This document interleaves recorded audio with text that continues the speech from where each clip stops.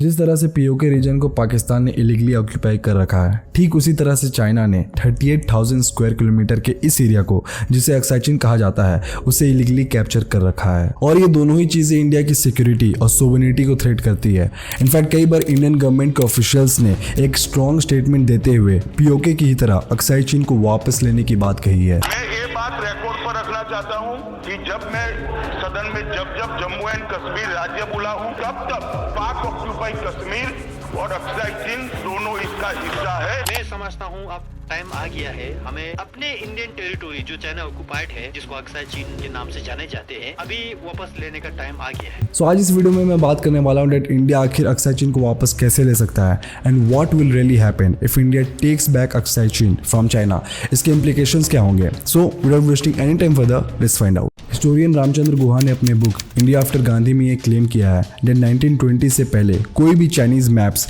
Aksai Chin को China का part मानती ही नहीं थी। इनफैक्ट 1842 में जब इंडिया ब्रिटिश रूल के अंडर था तो उस समय कश्मीर और तिब्बत के रूलर्स के बीच एक ट्रीटी साइन की गई थी which stated that Ladakh was part of Kashmir. इसके ठीक 4 साल के बाद इन 1846 Kashmir along with Ladakh came under the British rule and then the Britishers decided the boundary of Tibet and Ladakh। और फिर आगे जाके 1947 में जब इंडिया को ब्रिटिशर्स से आज़ादी मिली तो इंडिया इंडिपेंडेंस एक्ट के तहत government of India inherited all the territories and boundaries of the British empire. In fact 1950s में जब इंडियन कॉन्स्टिट्यूशन में जम्मू एंड कश्मीर को एज ए होल इंडिया का पार्ट बताया था तो उस समय चाइना ने इस पर कुछ ऑब्जेक्शन भी नहीं किया था। बट फिर 1962 में हुए सिनो इंडियन वॉर में जब चाइना ने इंडिया को हराया तब उन्होंने अक्साई चीन को इलीगली कैप्चर कर लिया। But now the question comes that आखिर चाइना ने अक्साई चीन को ही कैप्चर क्यों किया। Was the geopolitical importance of this region. Well Aksai Chin एक हाई एल्टीट्यूड लोकेशन में सिचुएटेड होने के साथ साथ दिल्ली के बहुत ज्यादा नजदीक भी है और अगर फ्यूचर में हमारा चाइना के साथ कोई भी वार होता है तो चाइना अपनी पूरी आर्मी को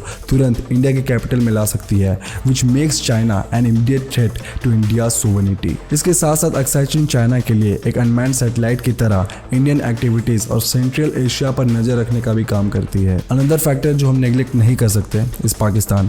अगर फ्यूचर में हमारा पाकिस्तान के साथ कोई वॉर होता है तो चाइना पाकिस्तान को अक्साई चीन में मिलिट्री बेसिस प्रोवाइड करा सकता है which is not good for India. इसके अलावा चाइना के लिए अक्साई चीन इसलिए भी इंपॉर्टेंट है बिकॉज ऑफ हाईवे 2019 जो तिब्बत के लासा शहर को चाइना के सिंजियांग शहर से कनेक्ट करती है। और अगर इंडिया अक्साई चीन को वापस ले लेता है तो ना सिर्फ ये रोड ब्रेक हो जाएगा but it will also disconnect some areas of Tibet from China जो चाइना कभी अफोर्ड नहीं कर सकता। So now let's talk about how can India take back Aksai Chin from China. तो भारत ने दुनिया के किसी एक देश की जमीन पर कभी कब्जा किया, यह भारत का क्षेत्र है। लेकिन यह साफ है भारत किसी को छेड़ता नहीं है।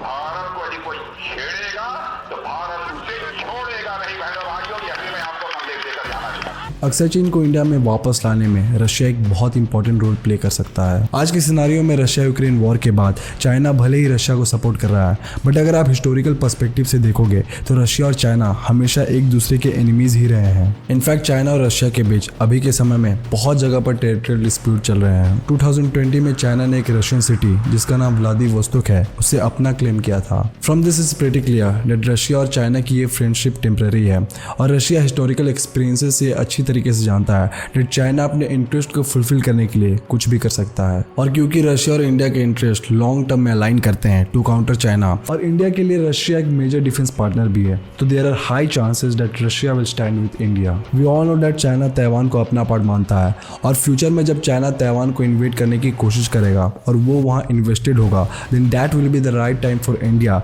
To take military actions and take Aksai Chin from China. It's quite possible that India के इस एक्शन को इंटरनेशनली बहुत सारी कंट्रीज अपोज करेगी विच ऑब्वियसली इंक्लूड्स पाकिस्तान और उस समय इंडिया को यूनाइटेड नेशन सिक्योरिटी काउंसिल में इंटरनेशनल सपोर्ट की बहुत ज्यादा जरूरत पड़ेगी and at that time Russia will stand with India. Aksai Chin को वापस लेने से ना सिर्फ ये इंडिया की सोवरेनिटी इंश्योर करेगी बट इसके साथ साथ तिब्बत में चाइना के द्वारा सप्रेस किए जा रहे रेबल फोर्सेस भी स्ट्रेंथन होंगे जो आगे जाके तिब्बत को चाइना से फ्री कराने में मदद करेगी। And now was this next video जहां पे मैंने बात किया है that what will happen if China invades Taiwan.